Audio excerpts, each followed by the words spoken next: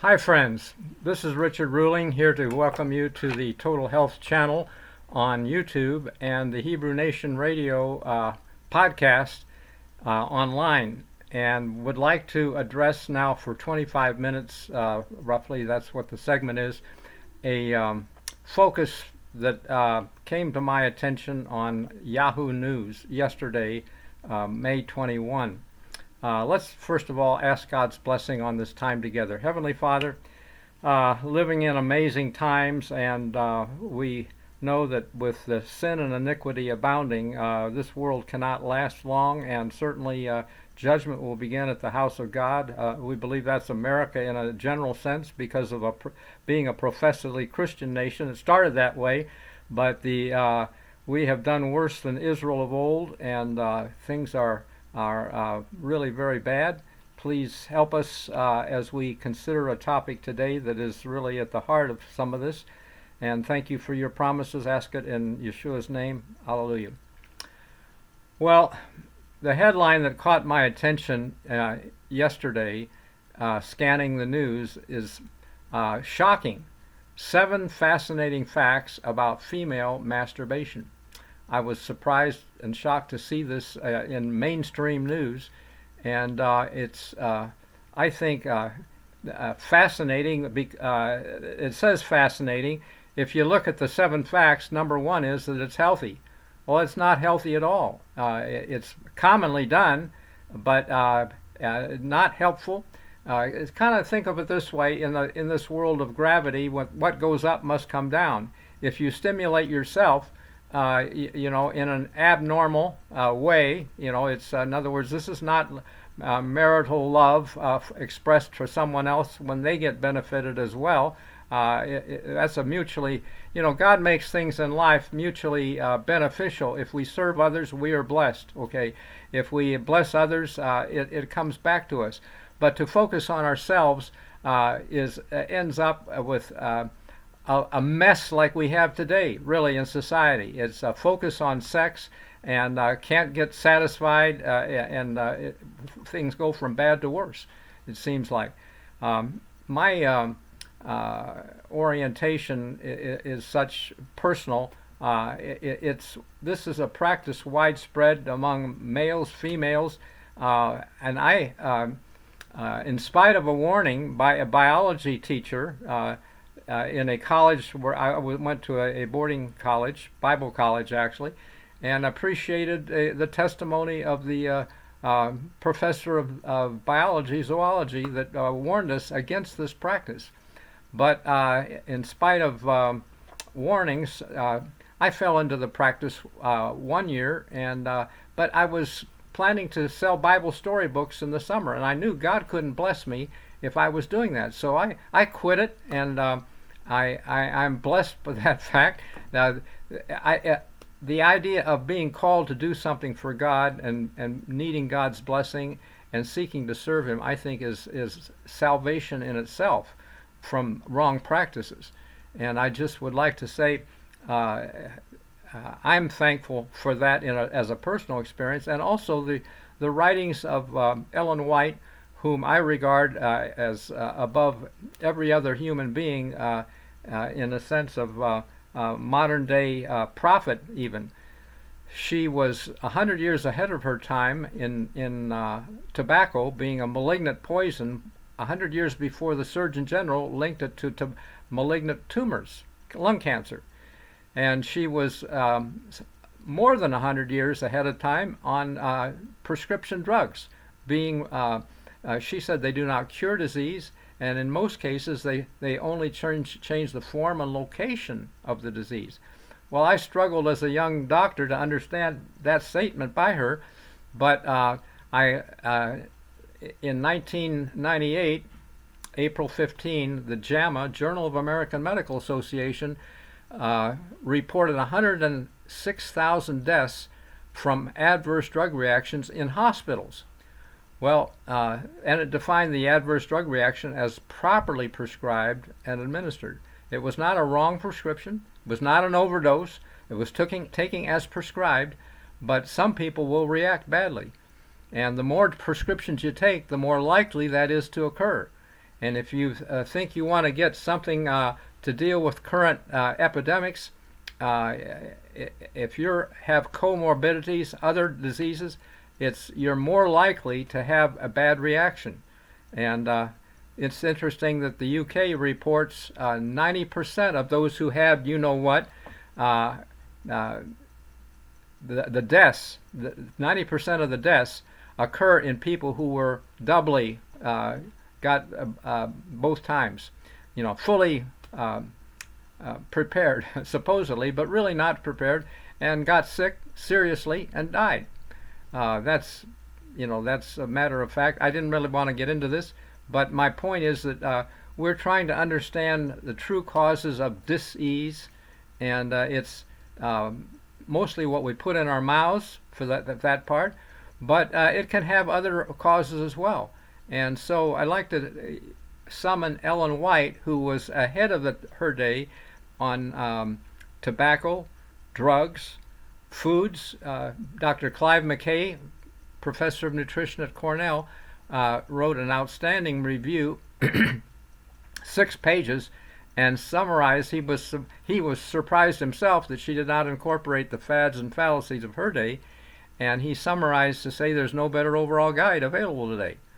Well, with a track record of that, in spite of the fact that she had a childhood injury at age 9 and did not go beyond the 3rd grade, I'd say my respect to her highly is a result, I think, of visions that she got from God, and it includes some information I'm going to share with you now from an online source of a book that she wrote titled A Solemn Appeal Against Solitary Vice and Marital Excess. And I'm going to just read you some of it so you can appreciate it. It's an appeal especially to mothers who are responsible more for their children. She said, mothers should take their daughters with them into the kitchen and give them a thorough education in the cooking department. They should also instruct them in the art of substantial sewing. They should teach them how to cut garments economically and put them together neatly. Some mothers, rather than take the trouble, would to patiently instruct their inexperienced daughters, prefer to do it all themselves. But in so doing, they leave the essential branches of education neglected and commit a great wrong against their children. For in afterlife, they feel embarrassment because of their lack of knowledge in these things. Mothers should educate their daughters in regard to the laws of life. They should understand their own frame and the relation that eating, drinking, and everyday habits have to health and sound constitution, without which sciences would be but of little benefit. The help of the daughters will often make so much difference with the mother's work that kitchen help can be dispensed with, which will prove not only a saving of expense, but a continual benefit to the children by making room for them to labor and bring them into the society and under a direct influence of their mother, whose duty it is to patiently instruct the dear ones committed to their care. After a door into the society and under the direct influence. Having trouble seeing this screen, it's a little small. Bringing them into society and under the direct influence of their mother, whose duty it is to patiently instruct their ones to their care. A door will be closed against much evil which a hired girl may bring into the family. In a few days, she may exert a strong influence over the children of the family and initiate your daughters into the practice of deception and vice. Children should be instructed from their very early years to be helpful, to share the burdens of their parents. By so doing, they will be a great blessing in lightening the cares of the weary mother, and while children are engaged in active labor, time will not hang heavily on their hands, and they will have less opportunity to associate with vain, talkative, unsuitable companions whose evil communications may bring a blight, may blight the whole life of an innocent girl by corrupting her good manners. Let me scroll down here. Active employment will give but little time to invite Satan's temptations. They may often weary, but this will not injure them. Nature will reduce their vigor and add strength in their sleeping hours if her laws are not violated. And the thoroughly tired person has less inclination for secret indulgence. Mothers allow themselves to be deceived in regard to their daughters. If they labor and then appear languid and indisposed, the indulgent mother fears that she has overtaxed them and resolves henceforth to lighten their task. The mother bears the extra amount of labor which should have been performed by the daughters, and if the true facts and in the case of many were known, it would seem that it were not the labor which was the cause of the difficulty, but wrong habits which were prostrating the vital energies, bringing upon them a sense of weakness and great debility. In such cases, when mothers relieve their daughters from active labor, they by so doing virtually give themselves to the idleness and to reserve their energies to consume upon the altar of lust. They remove the obstacles, giving the mind more freedom to run in a wrong channel where they will more surely carry on the work of self-ruin. The state of the world is alarming. Everywhere we look, we see imbecility, dwarfed forms, crippled limbs, misshapen heads, and deformity of every description. Sin and crime and the violation of nature's laws are the causes of this accumulation of human woe and suffering. A large share of the youth now living are worthless. Corrupt habits are wasting their energies and bringing upon them loathsome and complicated diseases. Unsuspecting parents will try the skill of physicians, one after another, who prescribe drugs when they generally know the real cause of the failing health, but for fear of offending and losing their fees, they keep silent when, as faithful physicians, they should expose the real cause. Their drugs only add a second great burden for abused nature to struggle against, and in this struggle, nature often breaks down in her efforts, and the victim dies. And the friends look upon the death as a mysterious dispensation of providence, when the most mysterious part of the matter is that nature bore up as long as it did against her violated laws.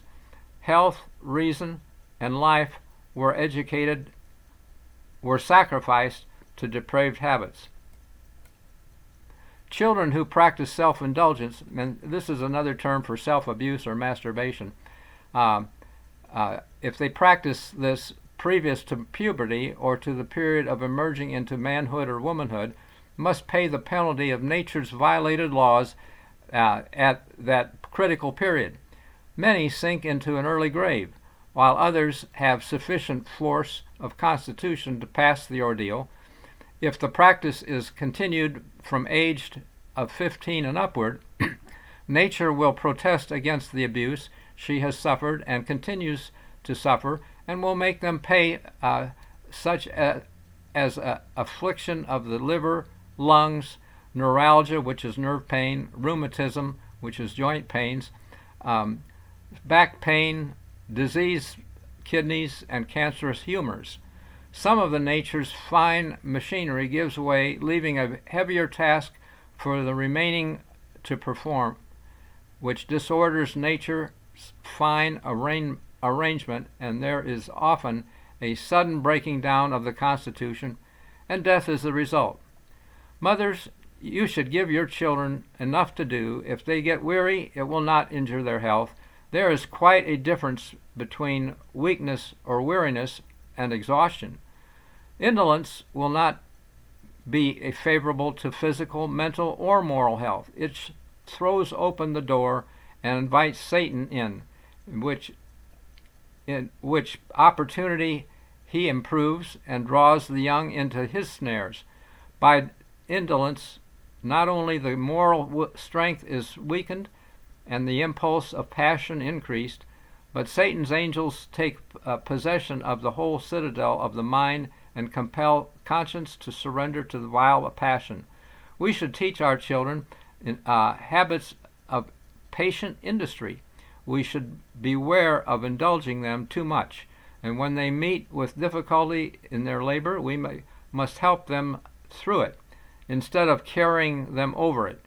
It might be easier for us at the time to do the latter, but we fail to teach a useful and valuable lesson of self-reliance to our children, and are preparing the way for a greater increase in our cares in the end. We should awaken in our children generous, noble principles and urge them to active exertions which will shield them from the multitude of temptations and make their lives happier. Well, maybe that's enough for right now. Let me just see how much time we have left in this sort. We have quite a bit of time. I'm shocked at the headlines that we see, and I'm going to take a look at some of them with you so that you understand what this is. Just one day from WorldNet Daily, and I appreciate that as a Christian news source. We'll take a look at some of their headlines. Hold on.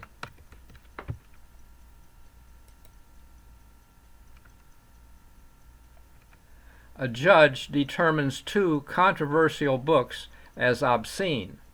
This was back in Virginia. A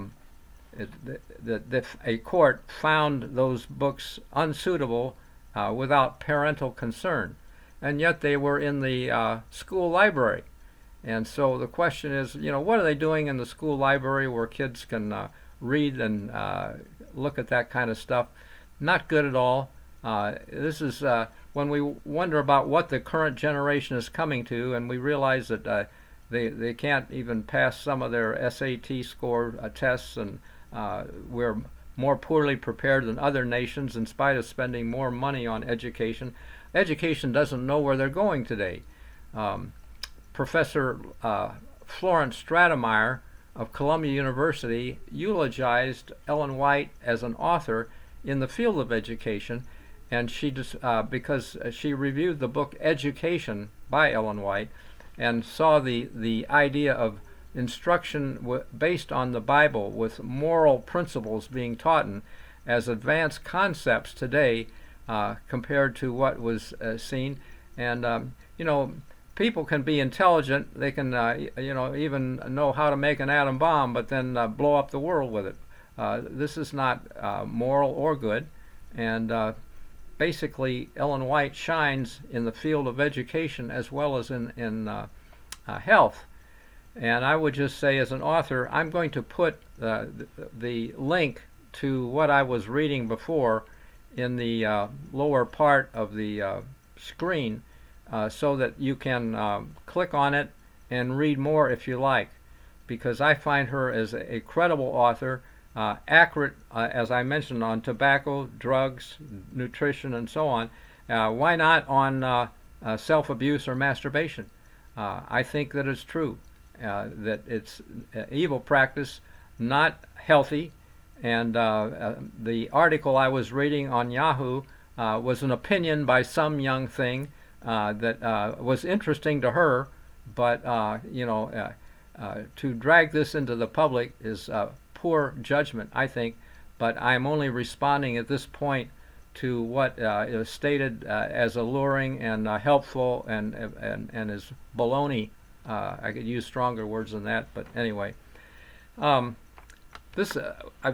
just saying, the media, with what is being taught, like the obscene books in the public school library, is a bad situation.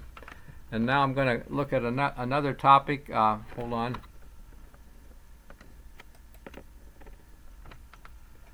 Airline sues for blatant discrimination against Christians. What are they suing against?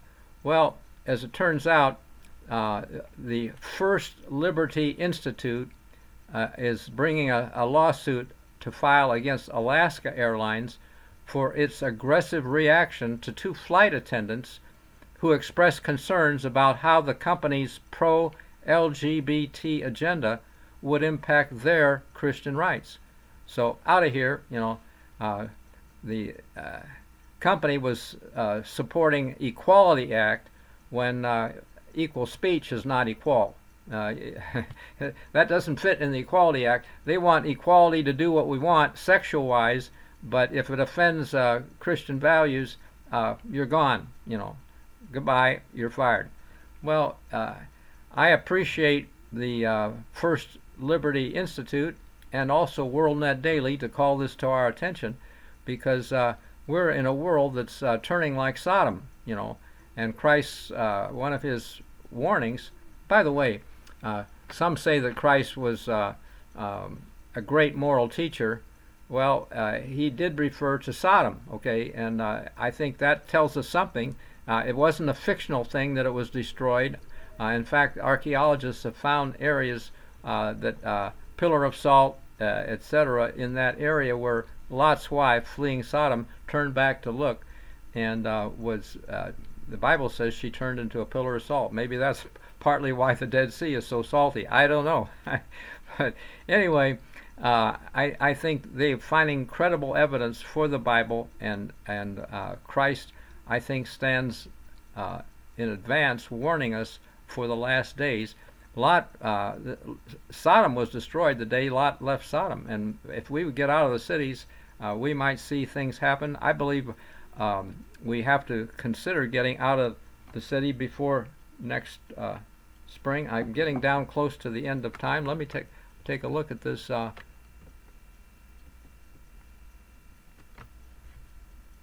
Yeah, I got about 3 minutes left. So let me just tell you, I taught health science at Loma Linda University, and I understand health very well.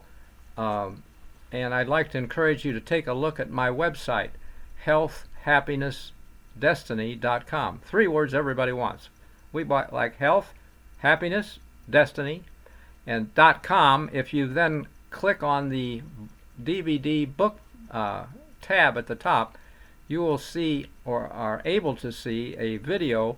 Click on it, and it will give you an 8-minute introduction to how most diseases can be reversed by eating. Heart disease, high blood pressure, diabetes, etc., cholesterol. Why should we take a drug for these things when we can eat well and not need the drug? We have a lady living with us now who was in a nursing home. She's 84 now. She had a stroke, taking a dozen pills a day. She was like a zombie when we brought her here, but now off of all drugs, she's doing much better. And so I think that, that we can do that, basically. You can get that DVD. By the way, it's called Eating, and it is seen right here. On the back side of it, Neil Barnard, MD, author of Program for Reversing Diabetes, said this is a brilliant program. And yes, it's brilliant for not just diabetes, but other things. So please consider getting it, along with the book Megaquake 2023. You can get a digital copy if you get the DVD and the companion book Health, Happiness, Destiny for $9.99. That's about the price of a meal. But this is a meal for your mind that you can read over and over again and be prepared for what's coming. And so I'd like to just encourage you to click on the link there. I was having problems with a buy button, and I'm doing a PayPal. I'm not sure about what's happening. I know that many people have found it helpful, but I don't think they like me for maybe the LGBT thing. I don't know. But anyway, please go to the website, take a look, and get some helpful information, and we'll see you again. Thank you for doing that. Let's see here. I'm going to stop this now. And